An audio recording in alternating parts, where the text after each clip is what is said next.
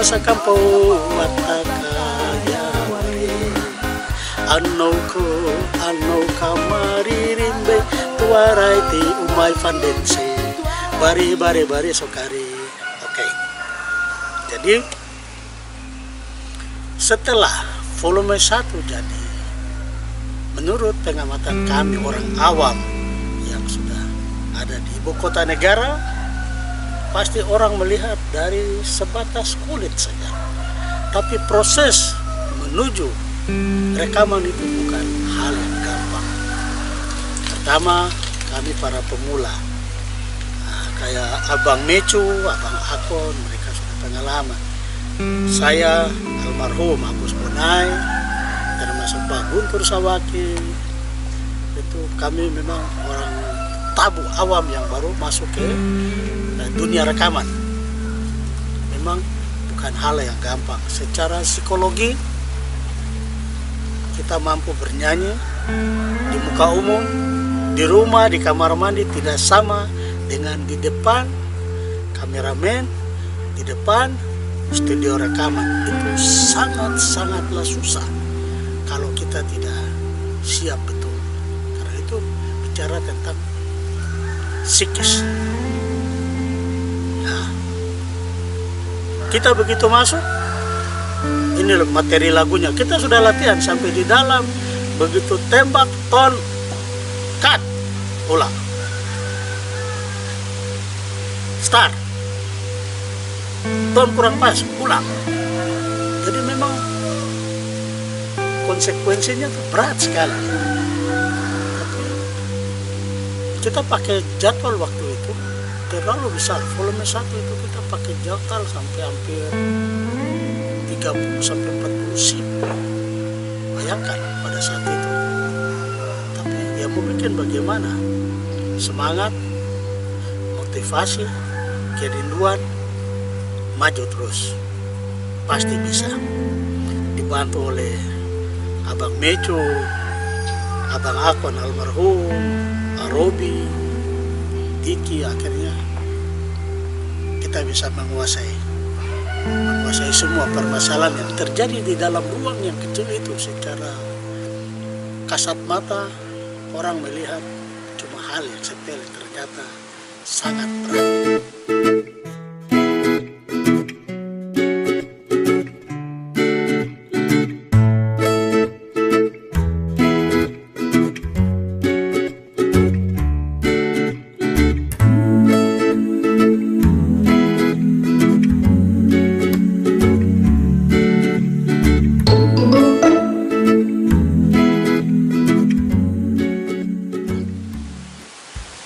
Akhirnya lagu demi lagu dibagi sesuai kita latihan masing-masing. Di bagian mana yang chord, di bagian mana yang solo, kita ambil sampai volume 1 selesai. Itu kita diberikan kepercayaan oleh Pak Yudi Kristianto, Yoris Rawiyai, sama Yapto Sumardi, ketua PP saat itu. Karena beliau sering kita isi event-event yang dilakukan oleh Postrak di Cilodong, di rumahnya Bang Yoris, di rumahnya Bang Yapto. Maka Bang Yapto saat itu memberikan mandat kepada Pak Yudi Kristianto, pemilik JK Record Jakarta. Jadi saudara-saudara bisa tahu bahwa pertama kali grup pop Papua yang mengisi musik di JK Record. Ini pop daerah, bukan pop Indonesia, bukan. Ini pop daerah. Betapa penghargaan yang luar biasa dari pop daerah yang bisa mengisi dan tik vokal di JK Record. Sesuatu yang luar biasa yang tidak pernah kita bayangkan. Kita mimpi, tapi kata Tuhan semua boleh terlaksana. Jadi di zaman itu volume 1 itu Pak Yudi sempat kasih bintang tamu Meriam Belina dan Bisesa Diani Tami untuk masuk dalam Rio Grande volume pertama. Tetapi ada satu dan lain hal akhirnya tidak sempat mereka, tapi kita sering ketemu. Di JK Records itulah kita berteman, berkenalan dengan artis-artis besar seperti almarhum Didi Kempot, Dedi Dukung, Dedi Dores, terus Ance Pondak, Maria Belina, Ria Angelina, semua artis-artis JK yang luar biasa. Kita bisa bertemu, kita bisa berteman, bisa bersaudara di situ. Tapi kita tetap dengan predikat sebagai penyanyi lagu-lagu kampung atau pop daerah. Kita boleh bangga karena Tuhan begitu baik dan memberikan kami kesempatan untuk menyuarakan isi hati orang Papua dan memberitahukan kepada saudara-saudara kita dari Sabang sampai Merauke bahwa kami mampu bernyanyi untuk negeri kami di ibu kota negara Republik Indonesia.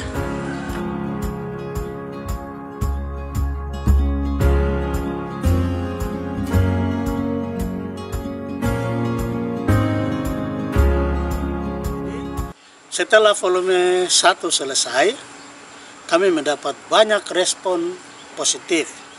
Tetapi kami di Jakarta, cuma berita volume 1 begitu keluar, seluruh Papua gempar, orang putar dari rumah ke rumah, tidak mau kalah satu sama lain sampai ke pedalaman. Terus kita pikir ini volume 2 sudah keluar, bagaimana? Volume 1 sudah keluar, bagaimana kita proses volume 2? Menuju proses ke volume 2 ini, teknologi ini pun dia mulai beralih dari teknologi analog menuju ke digital, karena respon masyarakat pada saat itu sampai saudara-saudara kita yang di luar, BB mereka di luar sana, mereka heran volume 1, mereka tahu aja bahwa yang menggarap volume 1 ini mereka rata-rata semua sekolah musik di luar. Ternyata tidak. Betapa powernya, betapa kekuatannya, karena semua itu adalah dilakukan dengan studio analog, sehingga bikin blok dasar, main sendiri, drum pukul sendiri, bass, melodi semua, sehingga dia punya kekuatan luar biasa. Begitu kita masuk ke volume 2 tahun 92-93, kita beralih teknologi, jadi 50-50, 50% analog, 50% digital. Nah, sudah begitu volume 2 mulai jalan, memang dalam pembagian vokal, lagu ini si A yang bawa, lagu ini si B, memang ada perbedaan-perbedaan, tapi itu biasa, tidak jadi masalah, karena ada sebuah tanggung jawab yang besar yang kita pegang. Ini untuk orang Papua, kita bernyanyi untuk orang Papua, sehingga hal perbedaan yang tipis itu tidak menjadi suatu kendala atau suatu masalah yang akan menghambat pekerjaan besar yang sedang kita kerjakan di volume 2, sehingga volume 2 pun keluar.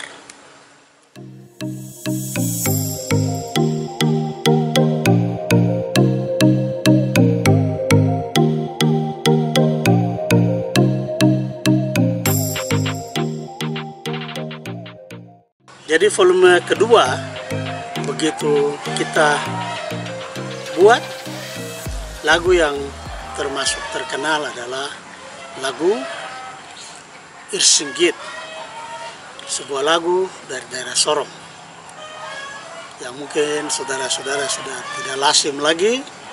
Kira-kira dia punya sepotong lagu begini. Irsinggit tawa, Irsinggit tawa, Kodowa singgitari, Kodowa singgitari, kira-kira begitu. Nah, pada volume 2 ini telah terjadi pergantian personil dari 5 anggota pertama, Pak Mecu, Guntur, Agus Bonai, saya sendiri dan Pak Bob Kaiba ini, karena Bob ada masalah keluarga, Pak Bob pulang ke Sorong, maka kita beremu dan kita memilih Bapak Andi Deni Manobi untuk menggantikan komposisi Pak Bob Kaiba. Sudah, volume 2 berjalan. Hasilnya banyak sekali teman-teman dari daerah, saudara-saudara, mereka respon terhadap volume 2. Ada yang memberikan masukan positif, ada yang negatif. Itu wajar, karena proses menuju sebuah keberhasilan yang sedang berjalan, maka kita banyak sekali membuka diri kepada grup-grup yang ada di Jayapura seperti Mas Ayori, ada juga Karang Taruna, ada juga Ampi Nabire, dan kita selalu membangun relasi dengan mereka-mereka yang ada di Dewan Kesenian untuk menjadi sumber inspirasi. Karena Rio Grime ini kita membahas satu ikon budaya, jadi kita banyak pendekatan dengan saudara-saudara kita yang ada di Dewan Kesenian untuk menjadi partner referensi. Ketika ada sebuah lagu yang kita bawa, lewat mereka lah kita minta data lagu itu, penciptanya, sehingga kita mendapat sebuah data yang akurat, sehingga ketika kita bawa sampai di Jakarta, kita olah dengan berbagai macam beat, sehingga kita lemparkan itu kembali lagi ke